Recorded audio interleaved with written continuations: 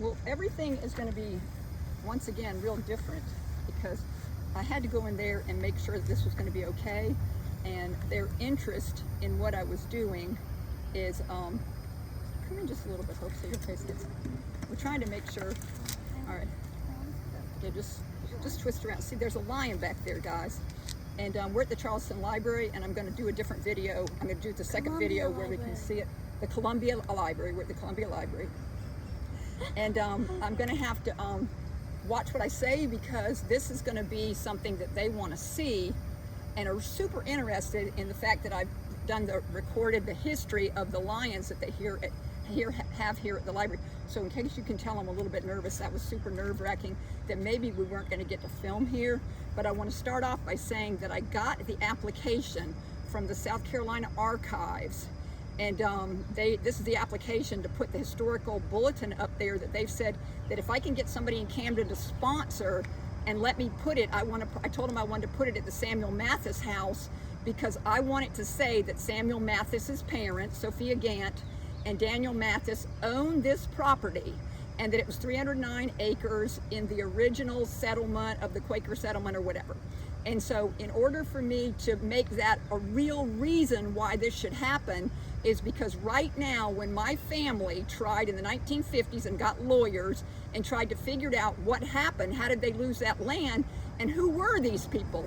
They couldn't even find out the name of Daniel Mathis and Israel Gant, Israel Mathis and Israel Gant Mathis. Those names, Camden would not share the history with them in the 1950s or 60s to let them have their lawyers explore what had actually happened to the family.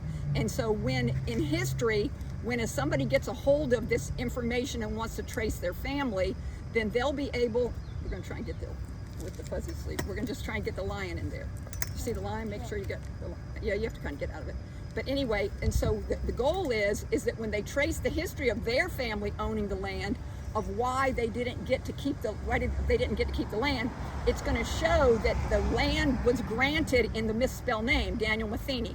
And then it's going to show that rather than correcting it when the man was disappeared, it's going to say Daniel Matheny again. It could have been corrected right there.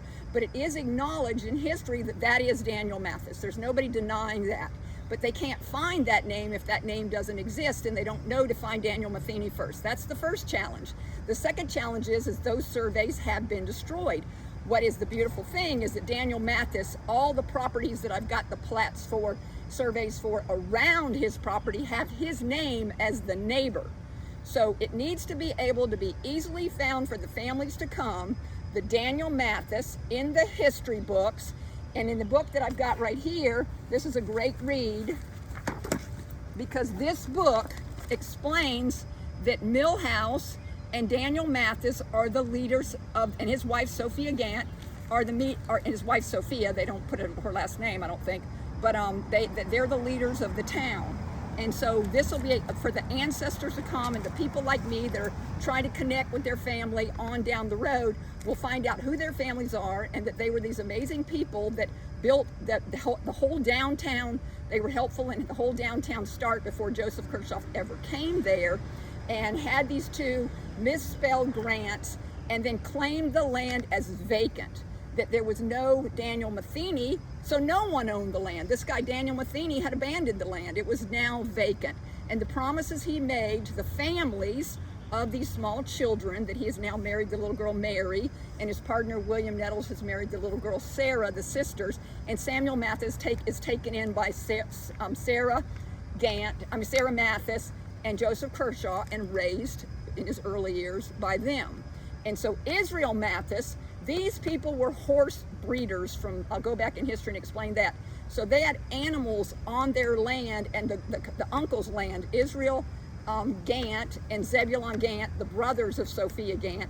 They had animals and they weren't run off the land. Israel and his supposed to have a brother named Zebulon that was a little younger were boys. Israel was already almost 18 years old. It was the heir of the land by law. But there would have been huge taxes for Israel to pay.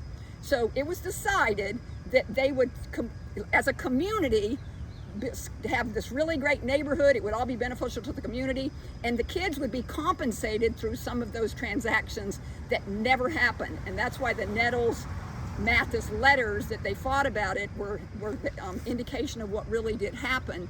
And so that is the most important thing for why anybody needs to find their family, is they can see how they actually lost the land. And so then when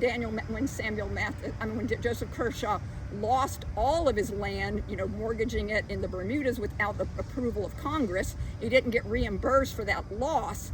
And then the land was actually physically auctioned and gone. And so but everybody wanted to know why, and my family never could figure out why. So we're going to go to the next video, and that's the part that's so important for this. I want to say one more thing, that the guy met, his name is William Gary Felder, has my number on the poster. I gave him a poster, and he texted me, he said, I'm going to write this book. And so then I met with him, and I talked for 3 hours without taking a breath. And when he came in to the Museum and Archives to meet me, he had a spiral notebook and a pen. I was so impressed. And he took notes for 3 hours of me talking without taking a breath.